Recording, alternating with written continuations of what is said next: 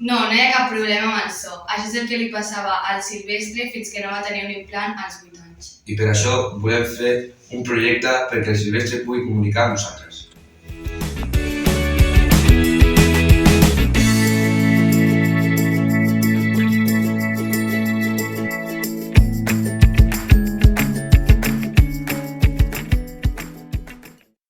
On, vale, vas néixer tu? Ell va néixer a Barcelona. Ell va néixer a Barcelona i fins als 5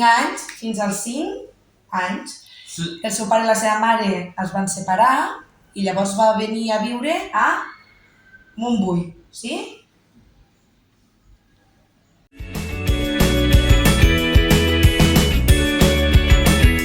Tu tenies implant? Ell no va tenir implant fins als 8 anys, després portava un audiòfon per poder a veure si escoltava alguns sons, després ja li van posar l'implant, però fins als 8 anys no va sentir res, i li feia molt mal perquè tenia moltes vibracions, sí, i li feia molt dolor, fins que li van posar un implant nou, que va pagar, que valia molts diners, i des de llavors que hi sent bé.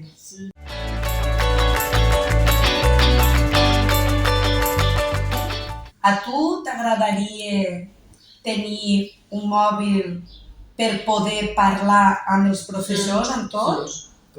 Sí que li interessaria, ¿vale? L'aplicació? T'agradaria? Sí, però per jugar no,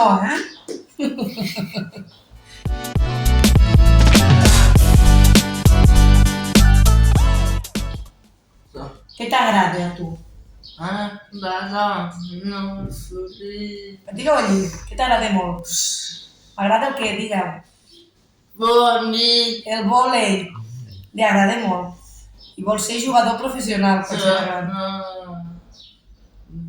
També li agrada ser, tot el que és ordinador i jugar, li agrada. Per tant, t'entendràs bé amb ell, que és tot tecnologia.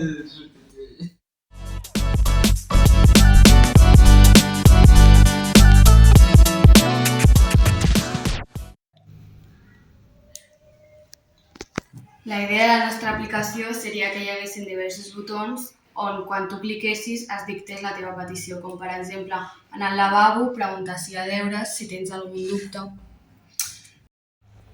Y habrá un indicador a clase que tira al soroll ambiental de l'aula. Hi haurà diversos botons on et portaran a diverses pàgines web d'interès.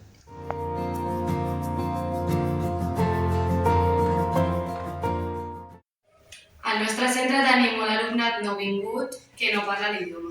També volem que aquest projecte serveixi perquè els alumnes es puguin comunicar.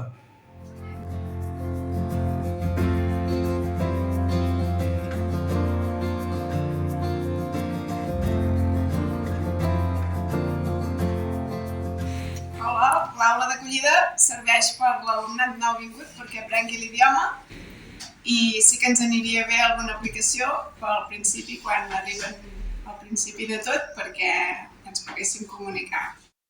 Hisham ha arribat fa 2 mesos y no parla bé l'idioma i ens aniria bé una aplicació per ajudar-lo quan jo no hi soc per traduir.